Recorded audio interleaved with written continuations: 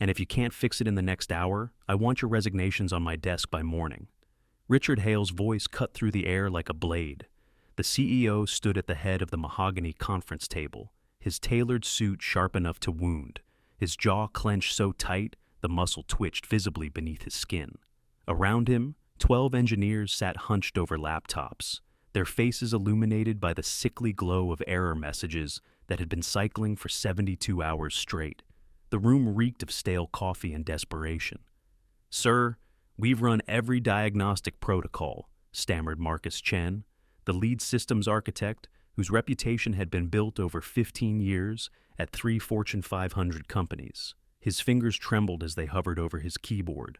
"The replication nodes are communicating. The data packets are routing correctly. The encryption layers are intact. We've stripped the system down to bare metal and rebuilt it twice. There's no logical reason for the cascade failure." Hale slammed his palm against the table.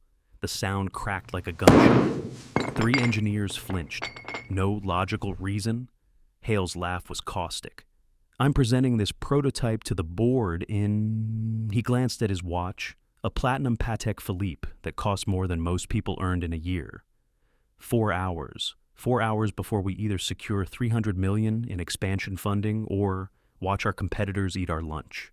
The Pentagon is watching, Microsoft is watching, and you're telling me there's no logical reason? The data core nexus sat in the center of the room like a dying star. The machine was gorgeous in its complexity, a crystalline tower of processing nodes, each one containing quantum-entangled storage cells that could replicate data across continents in microseconds. It represented 5 years of research, $80 million in development costs, and patents that would reshape cloud infrastructure forever. Right now, its status lights blinked an angry, arrhythmic red. "The synchronization protocols," began Sarah Kim, a specialist in distributed systems who had her PhD from MIT framed above her desk. "I don't want to hear about protocols," Hale interrupted. "I want it working. The replication speed was flawless 3 weeks ago. We demonstrated seamless data mirroring across 12 nodes simultaneously. Now, it can't handle 2 without corrupting the entire stream. What changed?" The engineers exchanged glances. What had changed was a firmware update meant to optimize the timing buffers. What had changed was pressure from Hale himself to squeeze another 8% efficiency out of the system before the board presentation. What had changed was 70 hours of continuous troubleshooting that had left everyone exhausted, paranoid, and unable to see the forest for the trees. "We think it might be a race condition in the handshake sequence," Marcus said carefully. "When node A initiates replication to node B, there's a timing window where I didn't hire you to think, I hired you to know." Hale's eyes were cold, gray, pitiless. He'd built Technova Systems from a garage startup to a billion-dollar valuation in 9 years through a combination of brilliant vision and ruthless execution. He hadn't gotten there by accepting excuses. "Every minute this machine sits broken costs us credibility. Do you understand what's at stake? The Pentagon contract alone is worth $500 million over 5 years. If we can't demonstrate reliability, they'll give it to Lockheed. If Lockheed gets it, we're finished. We're not the scrappy innovator anymore. We're the company that choked at the finish line." The door opened softly. Elena Vasquez entered, pushing her cleaning cart with practiced silence. She wore a blue uniform that had been washed so many times the fabric had gone soft and thin. Her hair was pulled back in a tight bun, a few gray strands visible at her temples, though she was only 38. Behind her, partially hidden by the cart, came her daughter. Lena was 11 years old, small for her age, with dark eyes that seemed too large for her face. She wore a faded purple hoodie and carried a spiral notebook covered in mathematical doodles. She'd been coming to the office with her mother for 3 months now, ever since the after-school program lost its funding, and Elena couldn't afford childcare on a cleaner's salary. The arrangement was unofficial, tolerated by the night shift supervisors who understood that single mothers didn't have unlimited options. Elena froze when she saw the room was occupied. "I'm so sorry, Mr. Hale. I didn't know anyone would still be. I'll come back later." "No, stay." Hale's voice dripped with bitter amusement.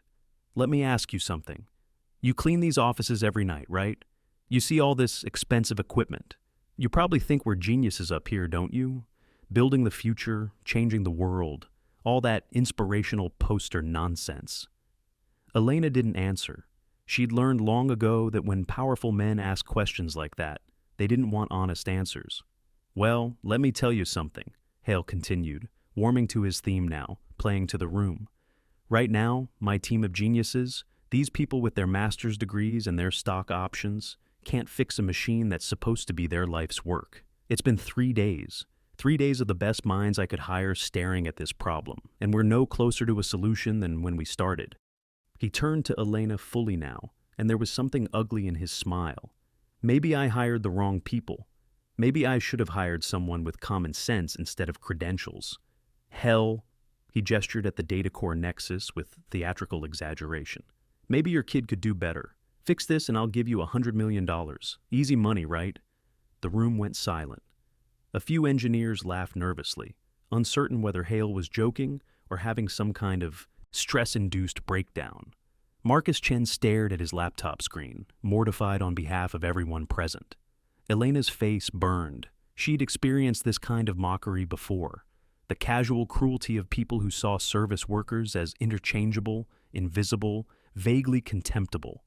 But having it directed at her daughter activated something protective and fierce in her chest. "Come on, Mama," she said quietly, reaching for her cart. But Lena had stopped moving. The girl stood very still, her eyes fixed on the data core nexus. More specifically, on the diagnostic terminal beside it, where cascading error logs painted the screen in amber and red. The machine fascinated her. She'd seen it before, of course, during previous cleaning shifts, but always in its dormant state or running smoothly. Now, in failure, it revealed its nature. The error messages weren't random noise. They told a story, if you knew how to read it. Node 3. Sync timeout appeared every 47 seconds. Replication. Buffer overflow followed 18 seconds later. Handshake. Mismatch detected, cycled in between. The pattern repeated with mechanical precision. Lena tilted her head slightly. In her notebook, she'd been sketching distributed systems for months. Not because anyone had taught her, but because she'd found a computer science textbook in the building's recycling bin and taught herself. She'd drawn diagrams of how data flowed between servers, how packets were routed, how systems maintained coherence across distance and time. She'd been trying to figure out how her mother's smartphone could display a photograph taken on her grandmother's phone 3,000 miles away, instantaneously, as if distance didn't matter. The data core nexus was attempting something similar, but infinitely more complex. It wanted to keep multiple copies of data perfectly synchronized, updating all copies simultaneously so that no matter which node you accessed, you'd receive identical information. The challenge was timing. Data traveled at the speed of light, but that speed wasn't infinite. A signal between nodes separated by physical distance experienced latency. Microseconds of delay that accumulated and compounded in a system demanding perfect synchronization. "Can I look at it?" Lena asked. The words came out barely above a whisper, but in the heavy silence of the room, everyone heard. Hale turned, as if noticing the child for the first time. "What?" "The machine," Lena said, more clearly now. "Can I look at the error messages?" Elena grabbed her daughter's shoulder. "Lena, no, we're leaving, right now." "Wait." Hale held up a hand, and his expression shifted into something almost feral, the look of a gambler who'd spotted an opportunity to make the evening more interesting. "The kid wants to look. Let her look. Why not? My expensive engineers can't solve it. Maybe elementary school intuition is what we need." "Sir, this really isn't," Marcus began. "I said let her look." Hale's voice had steel in it now. He gestured to the diagnostic terminal. "Come on, kid. Show us what you've got. You heard the offer. Fix it and you're $100 million richer. Hell, I'll throw in a pony." 2 engineers laughed. It was cruel laughter, nervous laughter, the kind that came from exhausted people watching their boss humiliate a child to make a point about their own inadequacy. Elena wanted to grab Lena and run. She wanted to tell Richard Hale exactly what she thought of men who use their power to demean children. She wanted to quit, to walk out with her dignity intact. But she couldn't afford dignity. She had rent due in 11 days, and Lena needed new shoes because she'd outgrown her current pair, and the sole was separating from the left one. So, Elena stood there, silent and burning with shame, while her daughter approached the most expensive piece of equipment in the building. Lena pulled over a chair and climbed onto it. The terminal was positioned at adult height, and even standing on the chair, she had to stretch to reach the keyboard. Her fingers found the scroll function, and she began moving through the error logs, reading rapidly. Node on 3. Sync timeout. Clock offset. Detected 0.27's replication. Buffer overflow. Queue depth exceeded at 94% capacity. Handshake mismatch. Detected. Packet sequence discontinuity. She scrolled back further, tracing the errors to their origin point. The system had been running perfectly until 19 days ago, at 3:47 p.m. Then the first timeout appeared, small initially, barely 3 milliseconds. But over the following days, the timing drift had accumulated. The nodes had fallen progressively further out of synchronization until the replication protocol collapsed entirely. Lena opened a second window and pulled up the system configuration files. She'd watched enough YouTube videos on Linux systems administration to understand directory structures. The configuration files were written in a markup language she'd seen before, YAML, with its hierarchical indentation that looked like poetry. There. Under sync protocol, she found the timing parameters. Handshake sumber timeout, 0.5's buffer, flush jas interval, 0.45's clock, sync shot frequency, 1.0's. She stared at those numbers, 0.5 seconds for handshake timeout, 0.4, 5 seconds for buffer, flush interval, 1 second for clock synchronization's frequency. The problem clicked into place in her mind like a puzzle piece finding its home.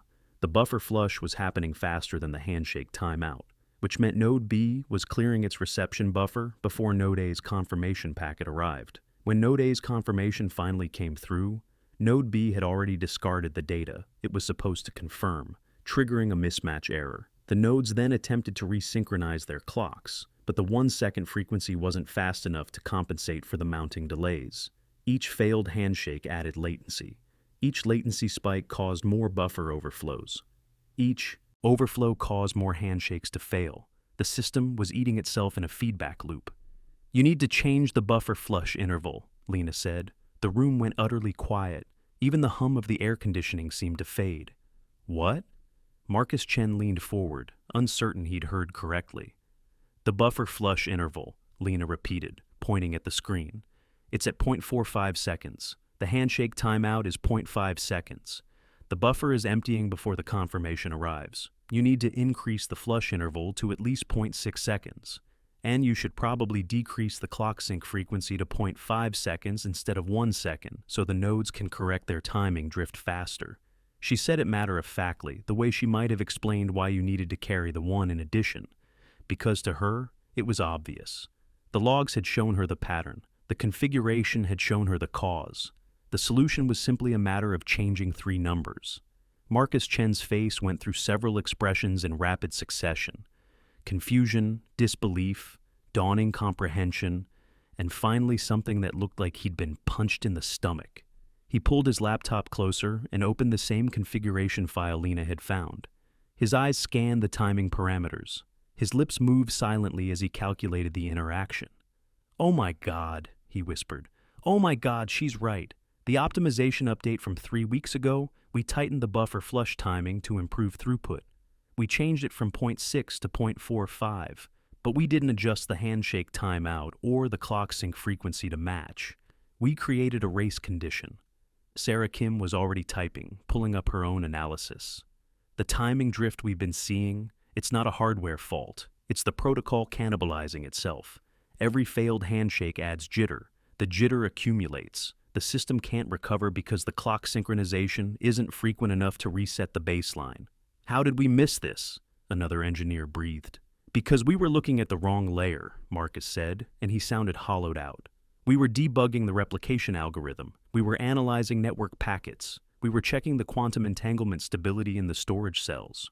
We never thought to check if our own optimization had introduced a timing paradox at the protocol level." Hale stood frozen, his expression unreadable. The mockery had drained from his face, replaced by something harder to define. He looked at Lena, really looked at her for the first time, this small girl in her faded hoodie and worn sneakers, standing on a chair because she couldn't reach the keyboard otherwise. Make the change, he said quietly. Marcus opened the configuration file with administrative privileges. His hands shook slightly as he modified the parameters. Handshake timeout. 0.5's buffer, flush, yes interval. 0.65's clock sync frequency. 0.5's. He saved the file. Then he initiated a system restart, forcing the data core nexus to reload its configuration from scratch. The machine went dark for 5 seconds. The red status lights extinguished. The room held its breath. Then, one by one, the nodes came back online. Green lights bloomed across the crystalline tower, like flowers opening at dawn. The diagnostic terminal showed the handshake sequence executing cleanly, each node acknowledging its neighbors with perfect timing. The replication protocol initialized. Data began flowing between nodes in synchronized streams, each packet arriving, being confirmed, being integrated without error. Node 1, online, replication. Active, node 2, online, replication. Active node 3, online, replication active. The cascade continued through all 12 nodes. Within 90 seconds, the entire system was running at full capacity, replicating a test dataset across the network with 0 errors. The performance metrics showed the 8% efficiency gain they'd been chasing, now stable and sustainable. The room erupted. "It's working," Sarah Kim said, her voice cracking. "It's actually working. Perfect synchronization across all nodes. No timeouts, no buffer overflows, no packet loss. This is what we've been trying to achieve for 3 weeks." One of the junior engineers started laughing, the slightly hysterical laughter of someone who hadn't slept properly in days and had just witnessed something impossible. Another engineer had his hands pressed against his face, breathing hard through his fingers. Marcus Chen looked at Lena with an expression of profound humility. "How old are you?" 11, Lena said. "Where did you learn distributed systems architecture?" "I read a book I found in the recycling, and I watch videos on YouTube. And I pay attention to how things work." Elena stood near the door, her hands gripping the handle of her cleaning cart so hard her knuckles had gone white. She didn't understand the technical details of what had just happened, but she understood its weight. She understood that her daughter had accomplished something in 5 minutes that a room full of experts couldn't solve in 3 days. And she understood that Richard Hale was staring at Lena with the focused intensity of a man recalculating everything he thought he knew. Hale walked slowly to the data core nexus. He placed his hand against its crystalline surface, feeling the faint vibration of successful operation. Then he turned to face the room. "I owe everyone here an apology," he said. His voice was different now, quieter, stripped of its earlier venom. "I've been pushing you beyond reason. I've been so obsessed with the deadline that I stopped trusting the people I hired to be brilliant.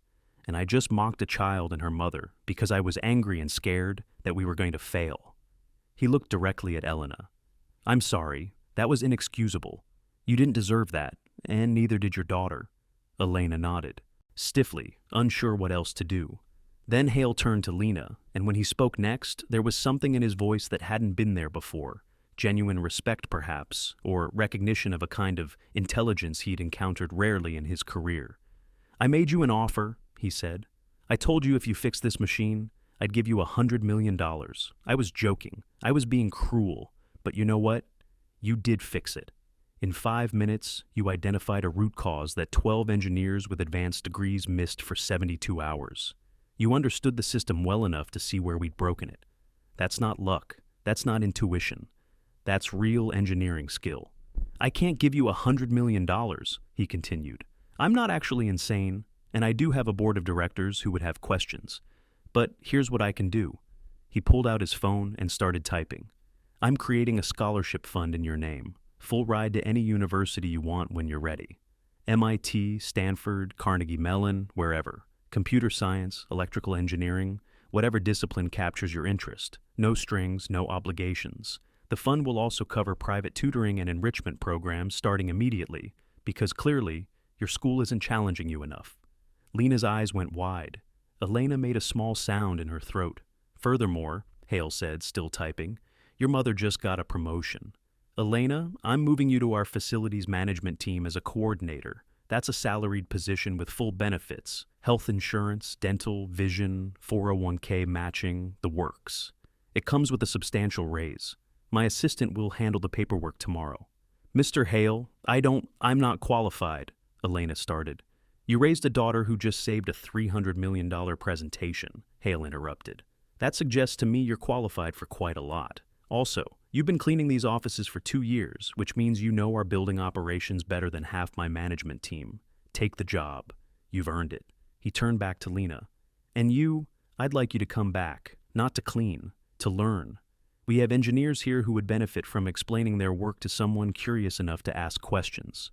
We have prototypes and labs and equipment you could explore.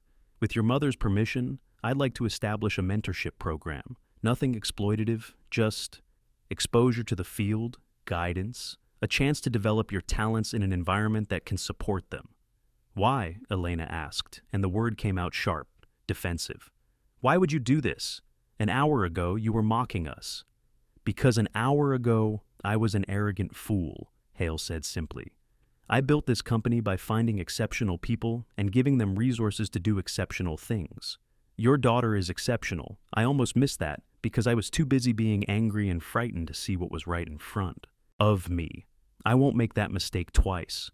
He extended his hand to Lena. What do you say? Want to learn how to build systems that change the world? Lena looked at her mother. Elena looked at her daughter. In that exchange, 1,000 unspoken questions passed between them, about trust, about opportunity, about whether this moment was real or would evaporate like morning mist. Then Lena reached out and shook Richard Hale's hand. Her grip was small but firm. Okay, she said, but I have a lot of questions. Hale laughed, and it was a real laugh this time, not the bitter mockery from before. I'm counting on it. The engineers were watching now, their exhaustion temporarily forgotten. A few of them had started clapping. Then more joined in. Within seconds, the entire room was applauding, not sarcastically, not performatively, but with genuine appreciation for what they had witnessed. Marcus Chen approached Lena with appropriate caution, the way you might approach something rare and slightly magical. Would you be willing to explain how you thought through the problem? I'd like to understand your debugging process. Sure, Lena said. I just read the error messages and looked for patterns.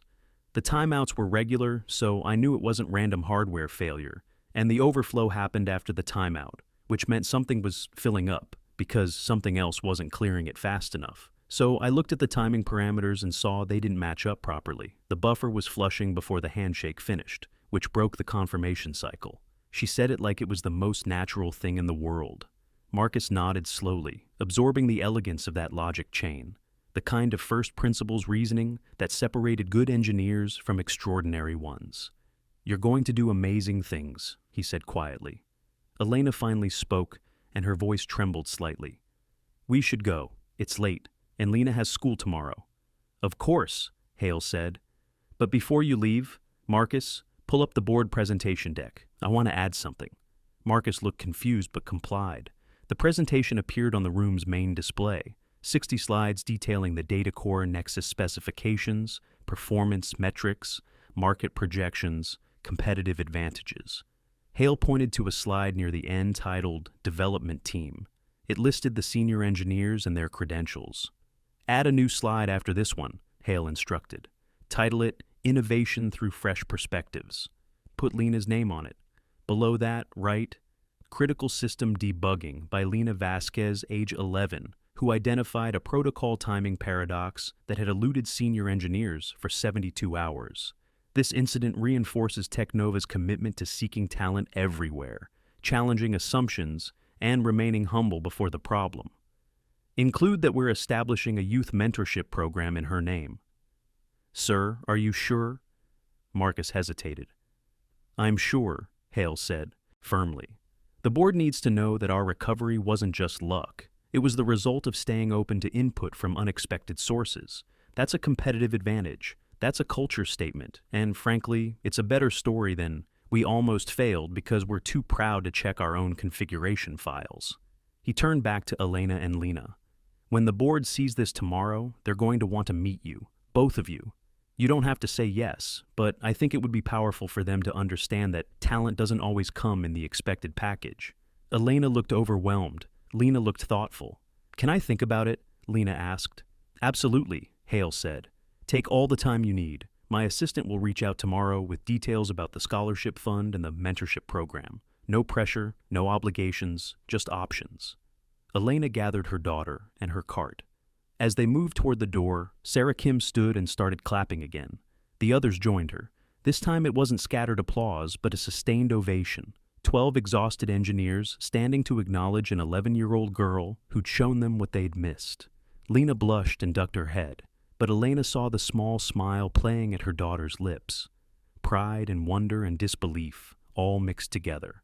They left the conference room and walked down the corridor toward the service elevator. Behind them, they could hear the engineers talking animatedly, their energy renewed now that the crisis had passed. Mama, Lena said quietly, did that really just happen? I think so, mija, Elena replied. I think it did. Are you mad at me for speaking up? Elena stopped walking. She knelt down so she was eye level with her daughter, and she cupped Lena's face in her hands. I could never be mad at you for being brilliant, she said. I was scared because that man was cruel. But you were brave and smart, and you showed him something true.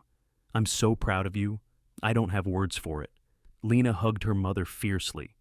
Elena held her daughter in that fluorescent-lit hallway and felt the weight of the evening settling over her, not just what had happened, but what it meant. The trajectory of their lives had just changed. Opportunities that hadn't existed an hour ago now stretched before them like an opening road. The elevator arrived, and they stepped inside. As the doors closed, Elena caught a glimpse of their reflection in the polished metal.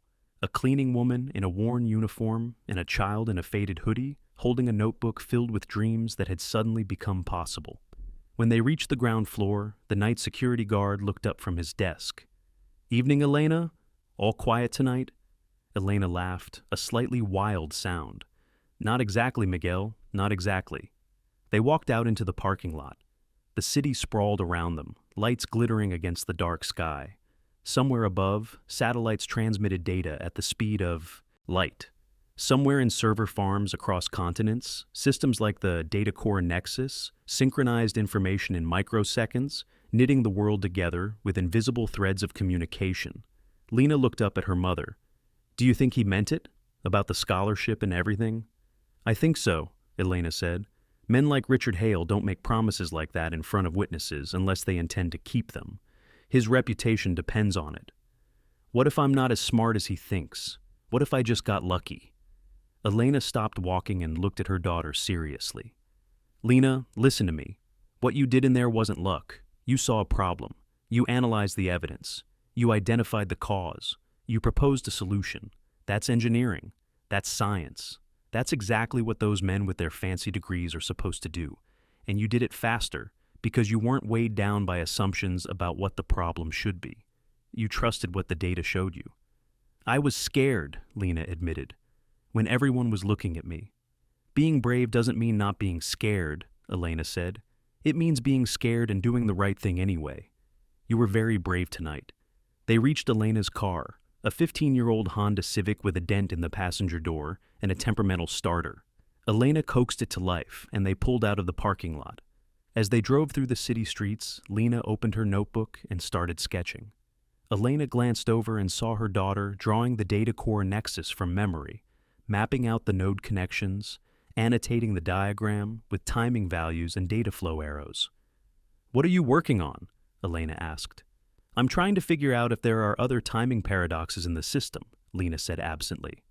The clock synchronization frequency is better at 0.5 seconds, but that's still pretty slow if you're trying to maintain microsecond precision across continental distances.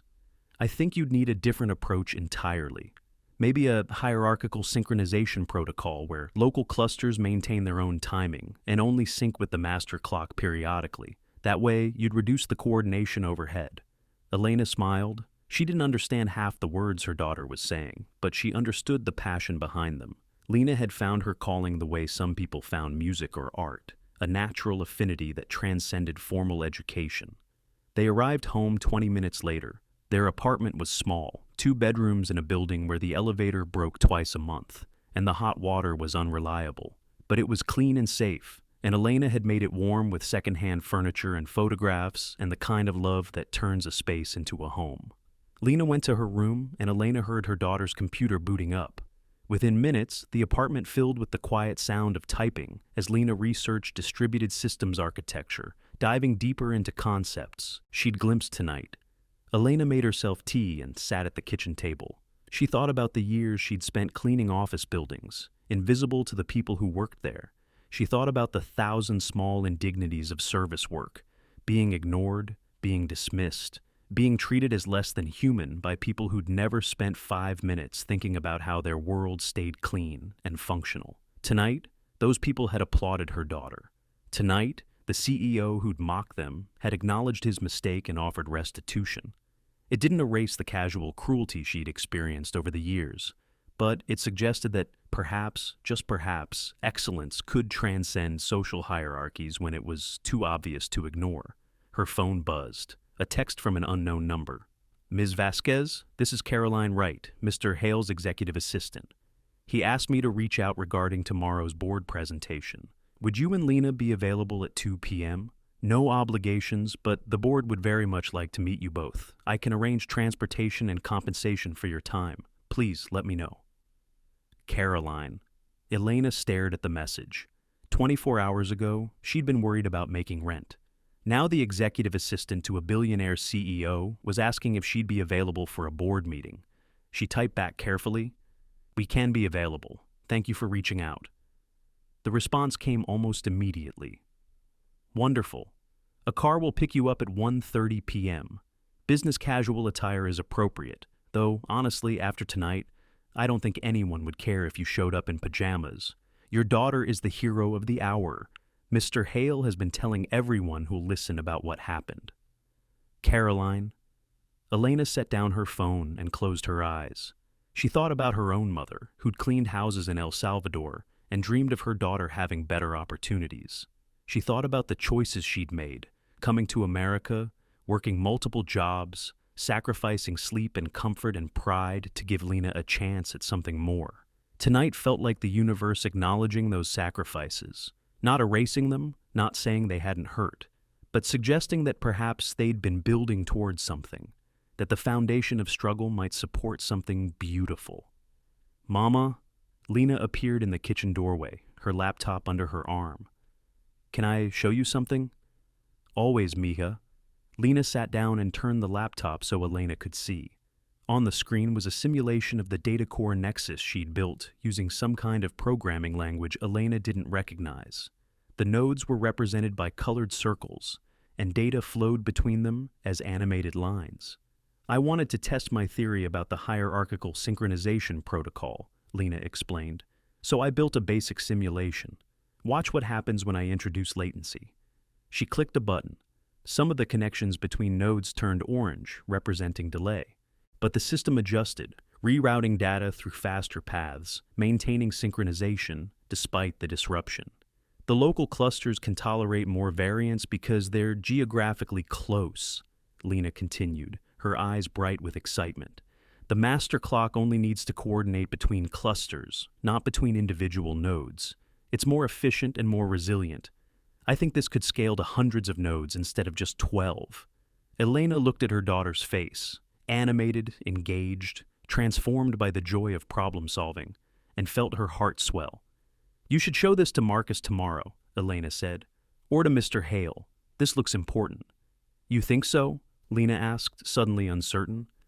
"I know so," Elena said firmly. "You've got something special, Lena. Not just intelligence, but creativity. You see possibilities other people miss. That's rare. That's valuable. Don't hide it." Lena nodded slowly.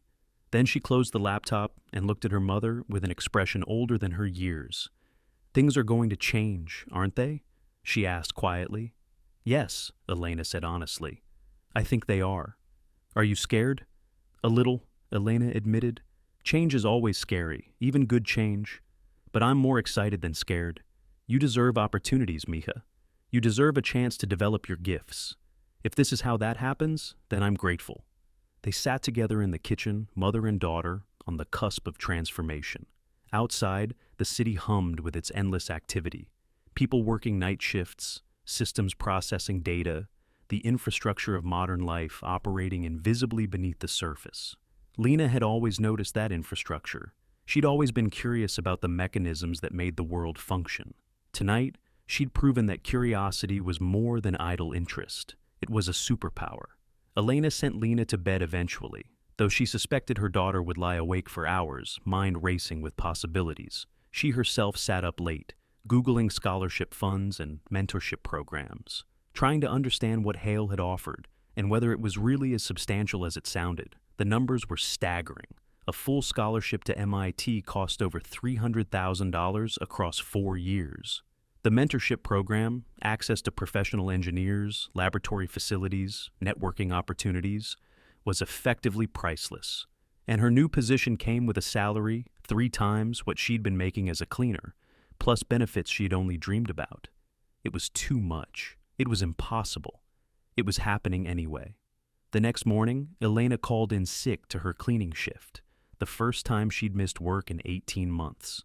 She and Lena went shopping for clothes appropriate for a board presentation, settling on a simple dress for Lena and a blazer for Elena that made her feel simultaneously professional and like she was playing dress-up. At 1:30 exactly, a black town car pulled up, outside their apartment. The driver was courteous and didn't comment on the neighborhood.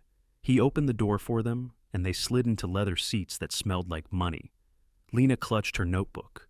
She'd printed out her simulation results and made a small presentation, just in case. Elena held her daughter's hand and tried to project confidence she didn't entirely feel. They arrived at Technova headquarters 20 minutes later. Caroline Wright met them in the lobby, a polished woman in her 40s with kind eyes and an efficient manner. Ms. Vasquez, Lena, welcome. Mr. Hale is finishing up with the first part of the presentation, but he wanted me to brief you before you go in. The board has heard about last night. They're impressed, they're curious, they're also investors, which means they think in terms of value and return.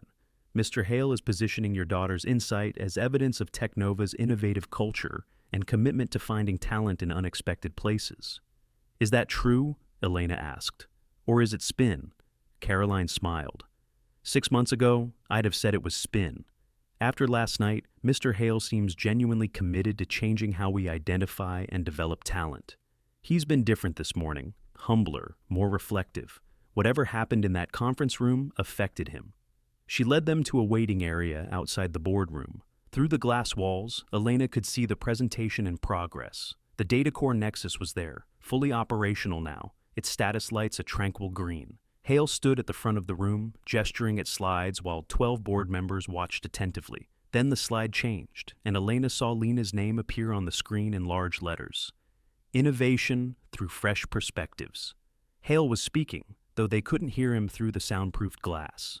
He pointed to the DataCore Nexus, then to the slide, then made a gesture that suggested something remarkable. The board members leaned forward. That's your cue, Caroline said gently. Are you ready? Lena looked up at her mother. Elena nodded. They entered the boardroom together. Every head turned. Elena felt the weight of those gazes, wealthy, powerful people assessing them, calculating, judging. But Lena walked forward with her head up, carrying her notebook like a shield. Members of the board, Hale said, I'd like you to meet Lena Vasquez and her mother Elena. Lena is the young engineer who identified the critical timing paradox that was preventing the DataCore Nexus from functioning. She's 11 years old. She has no formal training in distributed systems. What she does have is curiosity, analytical thinking, and the courage to speak up when she sees a problem. He gestured to Lena. Would you like to explain what you found? Lena's voice was quiet at first, but it gained strength as she spoke. She described the error logs, the timing parameters, the feedback loop that had caused the system to fail.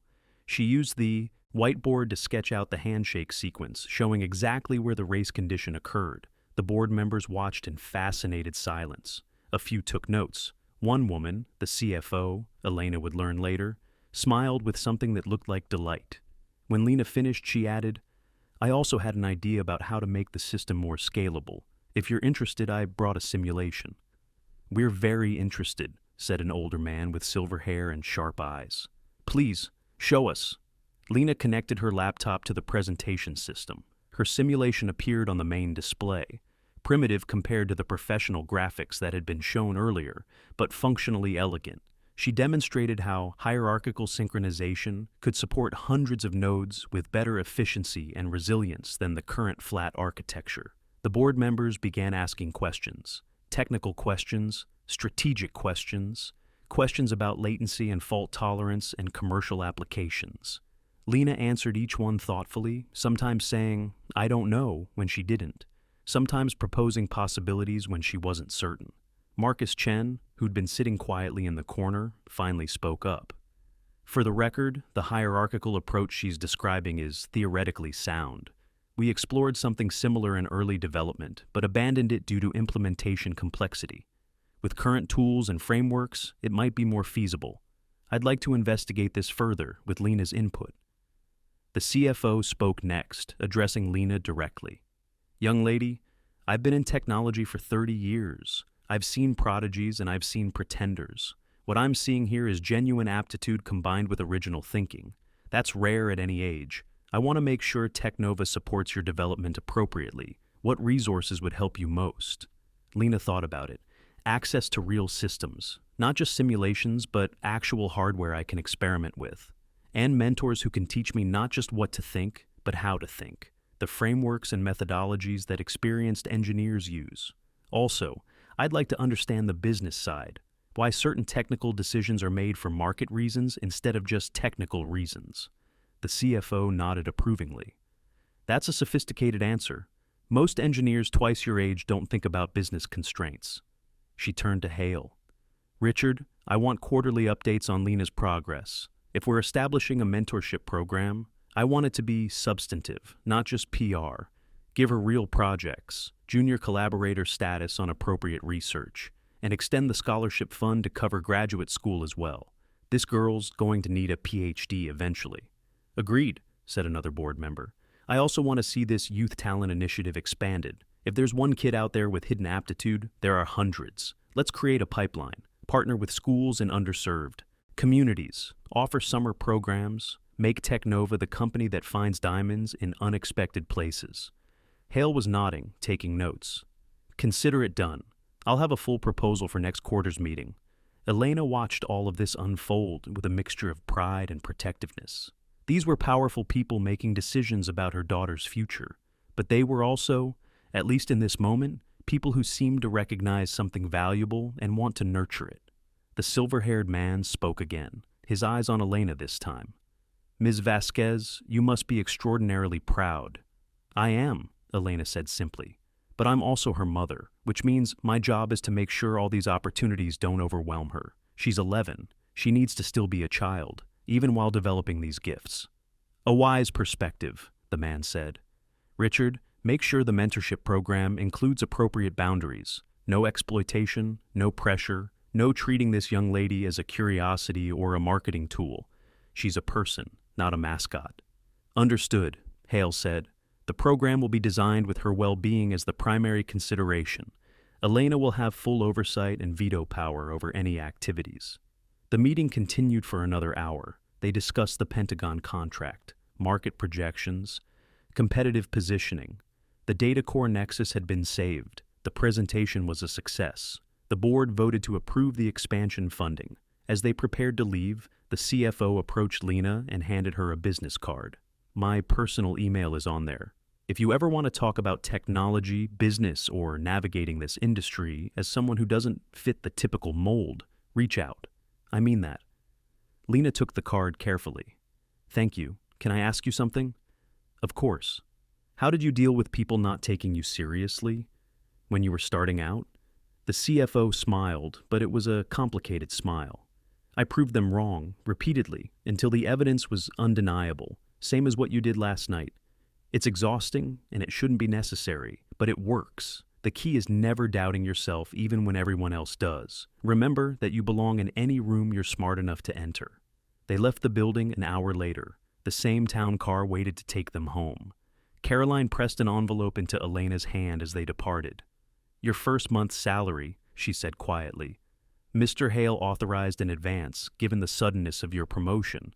Consider it a signing bonus." Elena opened the envelope in the car. The check inside was for $15,000, more money than she'd ever held at once. She stared at it until the numbers blurred. "Mama?" Lena asked. "Are you crying?" "Happy tears, mija," Elena said, wiping her eyes. "Just happy tears." That evening, Elena called her mother in El Salvador. She tried to explain what had happened, but the story sounded impossible even as she told it. Her mother listened silently, then said something in Spanish that translated roughly to, "God sees the faithful. He opens doors when the time is right." Elena wasn't sure she believed in divine intervention, but she believed in hard work and preparation meeting opportunity. She'd raised her daughter to be curious and courageous. She'd sacrificed to keep Lena safe and educated. Last night, those investments had paid dividends neither of them could have predicted. Over the following weeks, Lena's life transformed. The mentorship program began with twice-weekly sessions where she worked alongside Technova engineers on real projects. She was given access to development systems and laboratories. She attended technical presentations and asked questions that made senior staff reconsider their assumptions. The hierarchical synchronization protocol she'd proposed became a research initiative, with Lena credited as the originating architect. Marcus Chen led the development, but he consulted Lena regularly, treating her ideas with the same seriousness he'd give a graduate researcher. The press caught wind of the story. 11-year-old engineer saves billion-dollar tech company ran as a headline in Wired. Forbes did a feature on unconventional talent development. Technova's stock price rose by 4% in 2 weeks, driven partly by investor excitement about the company's innovative culture. But more importantly, Lena was learning. She absorbed information like a sponge: software architecture, hardware design, project management, even the financial modeling that went into technology investment decisions. She sat in on meetings where engineers debated trade-offs between performance and cost, where product managers argued about market timing, where executives wrestled with strategic pivots. Elena watched her daughter blossom and made sure she also still had time for school, for friends, for being 11. It was a delicate balance, but the Technova staff respected Elena's boundaries. When she said Lena needed a week off for a family vacation, no one objected. When she insisted that homework came before company projects, everyone agreed. Richard Hale, to his credit, kept his distance. Not out of indifference, but out of respect. He'd learned his lesson about underestimating people. He checked in periodically, asking Caroline to forward updates, but he never pressured Lena or treated her as a trophy.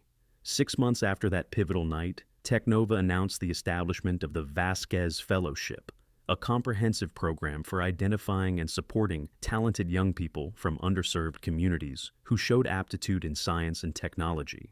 The fellowship included scholarships, mentorship, summer programs, and partnerships with schools across the country.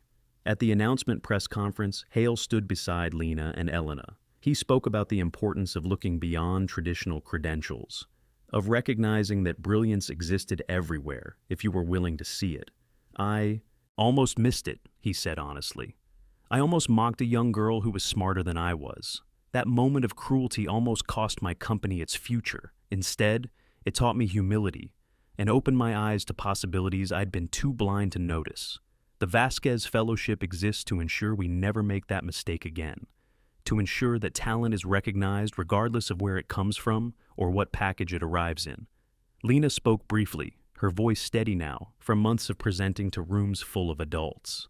"I used to think engineers were people with degrees and jobs in big companies. I thought you had to be special to do this work. But engineering is just solving problems systematically. Anyone can learn it. Anyone can contribute. You just need curiosity and the courage to try. I hope this fellowship helps other kids realize they can do this too." The applause was genuine. The journalists asked thoughtful questions. And when it was over, Elena and Lena walked out of the building together, hand in hand, no longer invisible. They passed the conference room where it had all begun. The room where Elena had once pushed a cleaning cart while powerful men ignored her. Now, staff nodded respectfully as they passed. Security guards smiled and said hello. Junior engineers approached Lena nervously to ask technical questions or advice. "Do you ever think about that night?"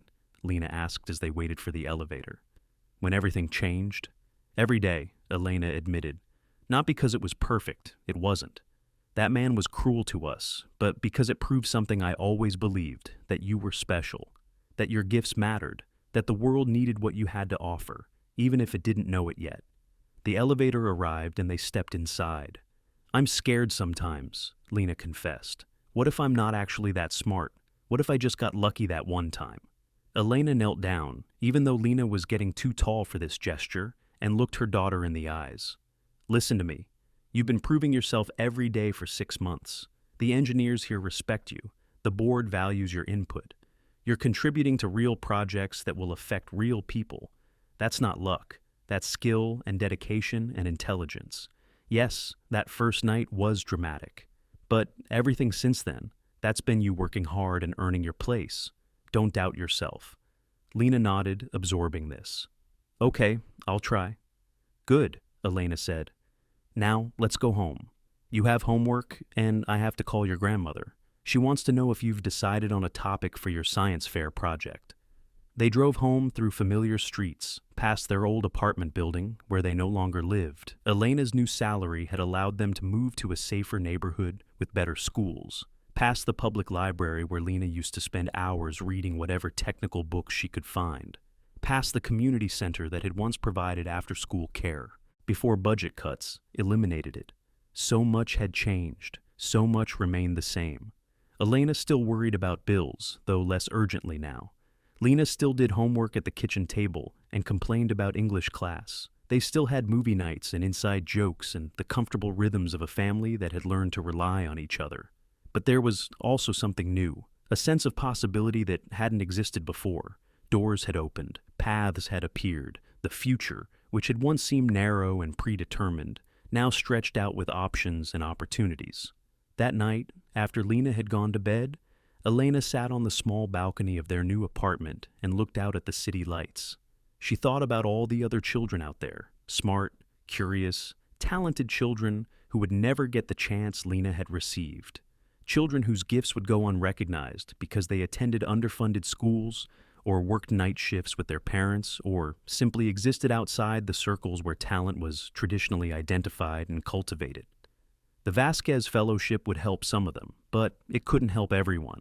The system was still broken in fundamental ways. Opportunity was still distributed unfairly. Intelligence and worth were still measured by proxies like zip codes and parental income, rather than actual ability. But change had to start somewhere. One fellowship, one mentorship program, one CEO forced to confront his own blind spots and biases. It wasn't enough, but it was something. And something was better than nothing. Elena's phone buzzed, a text from Caroline. Lena's simulation was featured in IEE Spectrum magazine this month. Thought you'd want to know. See. Elena smiled. Her daughter, her brilliant, curious, courageous daughter, was being recognized by the professional engineering community, not as a curiosity or a feel-good story, but as a legitimate contributor to the field. She texted back, "Thank you for telling me, for everything really. You've been wonderful through all of this." The response came quickly. "It's been my privilege. Lena is remarkable, but so are you. You raised her. You advocated for her. You made sure she had the space to develop her gifts even when resources were scarce. That takes tremendous dedication and love." See. Elena saved the message. She would show it to Lena someday when her daughter was older and perhaps doubting herself or her path. She would show it as evidence that their journey mattered, that their struggles had meaning, that the love between mother and daughter could reshape the world in small but significant ways. Inside the apartment, Lena's bedroom light was still on. Elena got up and went to check on her daughter. She found Lena at her desk, her notebook open, sketching another system diagram by the soft glow of her desk lamp. "You should be asleep," Elena said gently. "I know," Lena said, not looking up. "But I had an idea about quantum error correction in distributed networks, and I wanted to get it down before I forgot." Elena looked at the page, filled with notations and symbols she didn't understand, but recognized as the language of her daughter's dreams. 5 more minutes, she said, "then sleep. Even engineers need rest." "Okay, Mama." Elena kissed the top of Lena's head and left the door cracked open. She went to her own room and lay in the darkness, listening to the sounds of the city, traffic and voices, and the ambient hum of a world that never truly slept. She thought about timing. How her shift had happened to coincide with the crisis. How she'd brought Lena that specific night instead of leaving her with a neighbor. How Richard Hale had been frustrated enough to make his mocking offer instead of simply dismissing them. How all the variables had aligned in precisely the configuration necessary for transformation. It felt like destiny, though Elena didn't believe in destiny.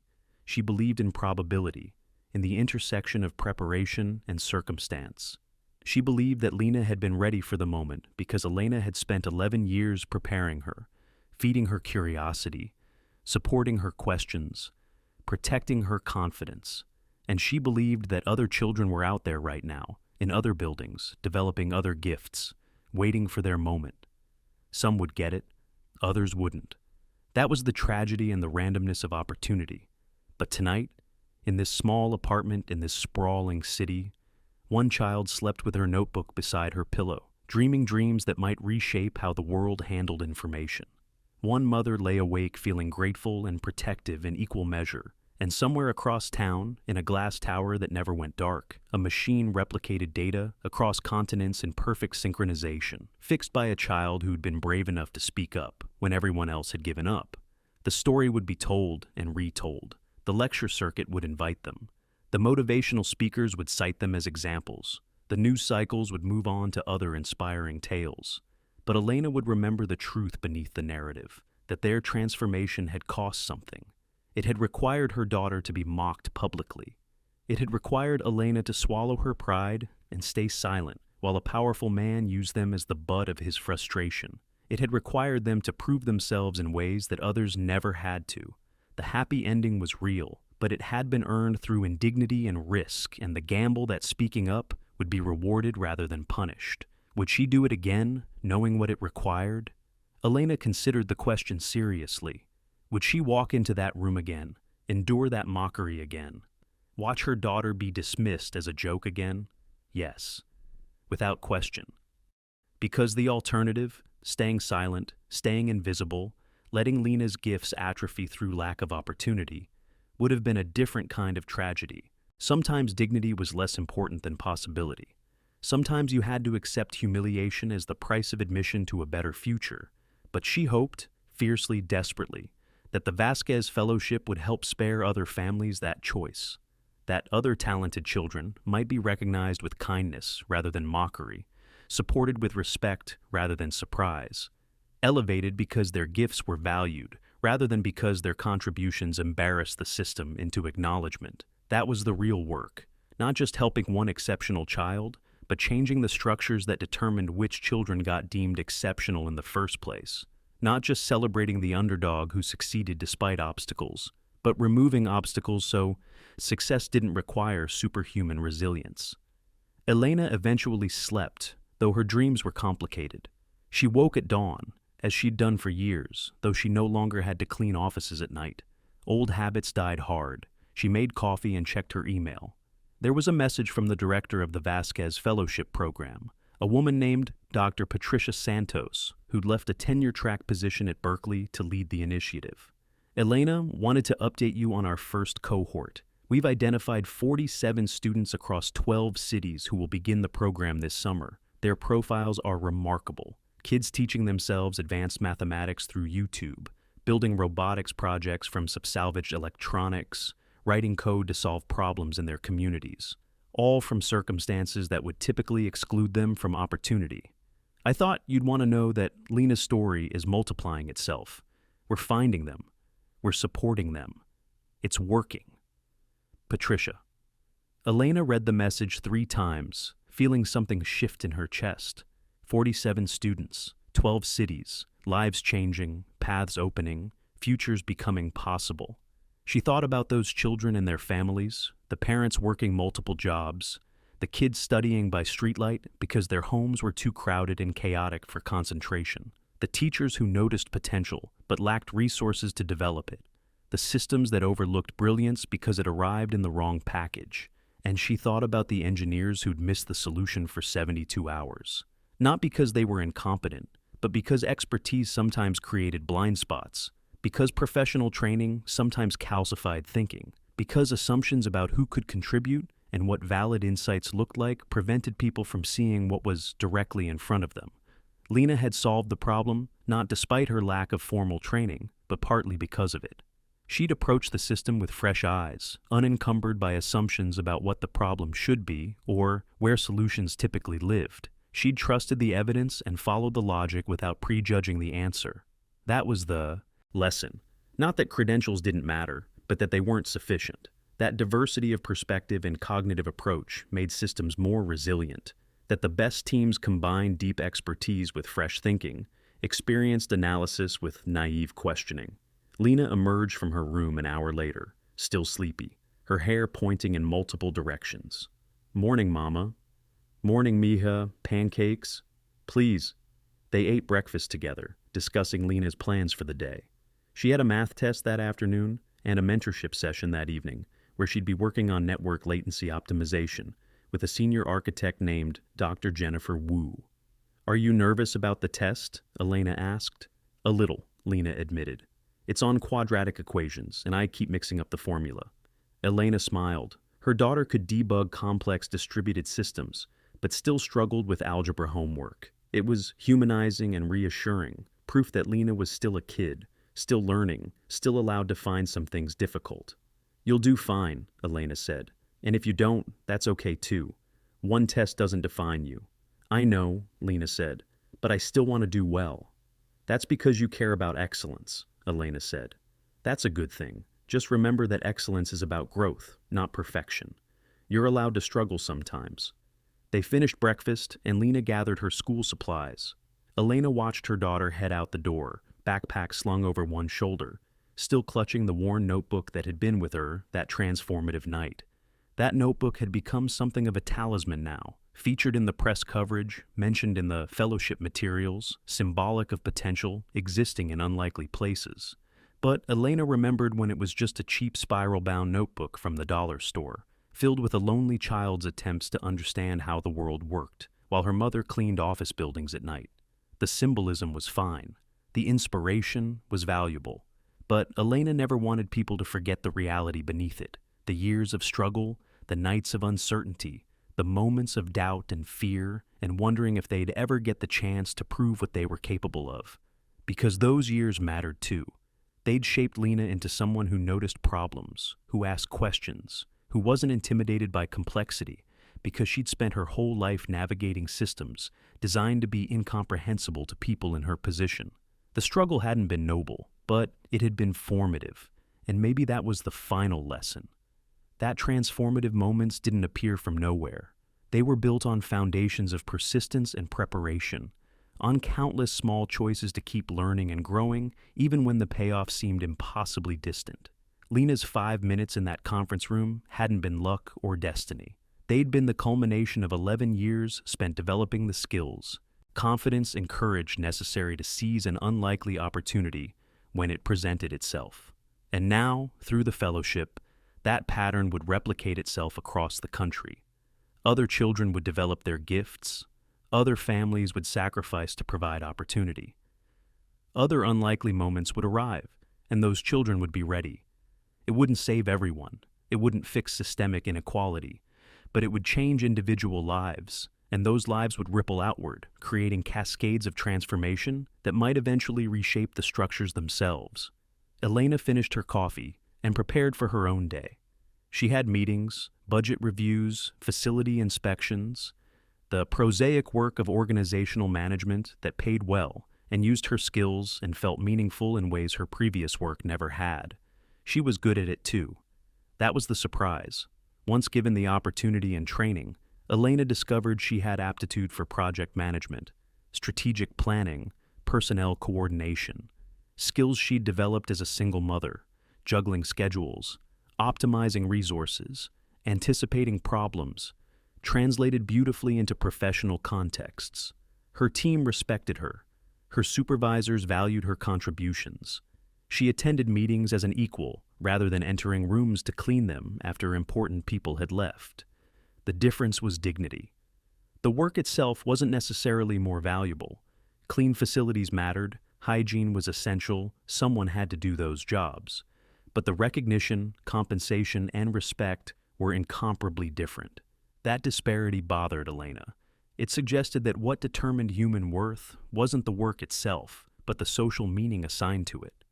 That a person doing essential labor while invisible was somehow less valuable than the same person doing managerial work while visible. She didn't have solutions to that systemic problem, but she remembered it. She treated the facilities staff she now supervised with respect and fairness. She advocated for better wages and benefits for service workers. She made sure the cleaning staff who'd been her colleagues were recognized, valued, included in the social fabric of the company.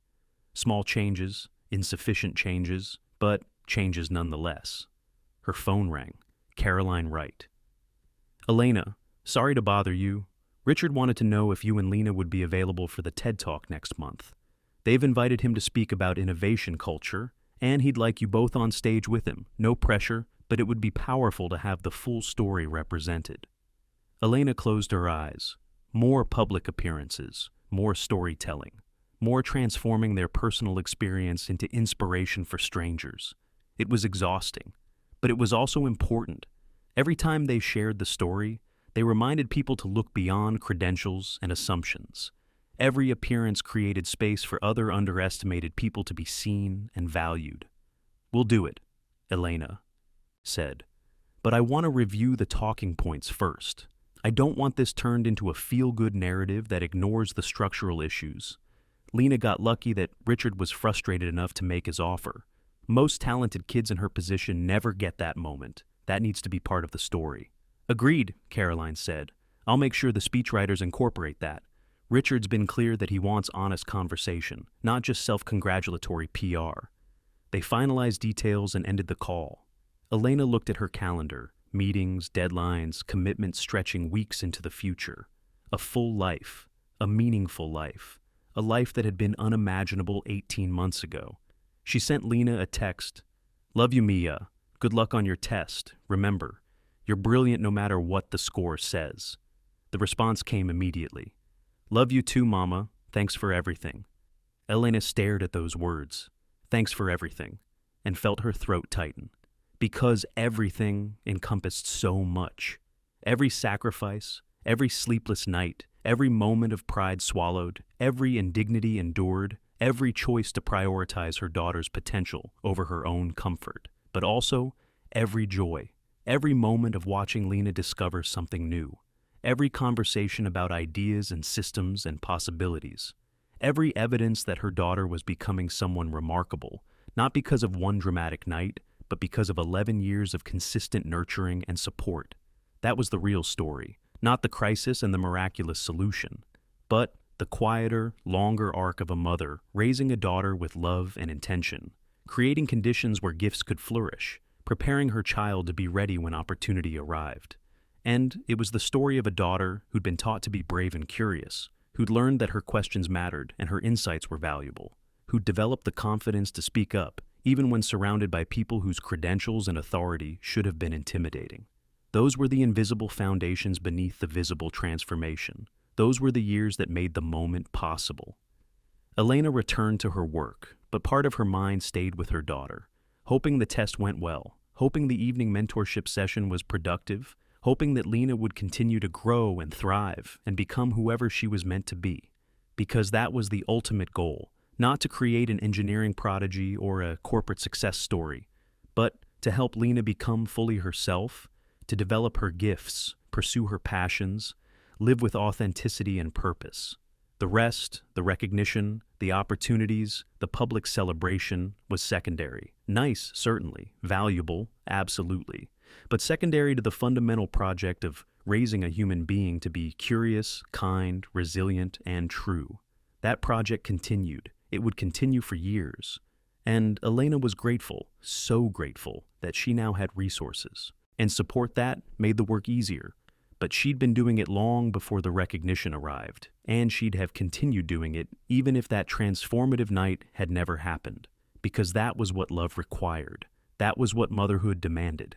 That was the foundation beneath every success story. Someone, somewhere, believing in potential and nurturing it with patient consistency. Even when the world offered no acknowledgement or reward, the sun climbed higher, the office filled with the sounds of productivity.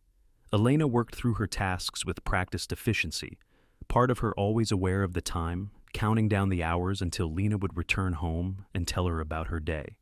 And in a classroom across the city, an 11-year-old girl worked through quadratic equations, occasionally glancing at the notebook beside her desk, the one filled with dreams that were no longer impossible, but simply challenging, requiring work and time and dedication.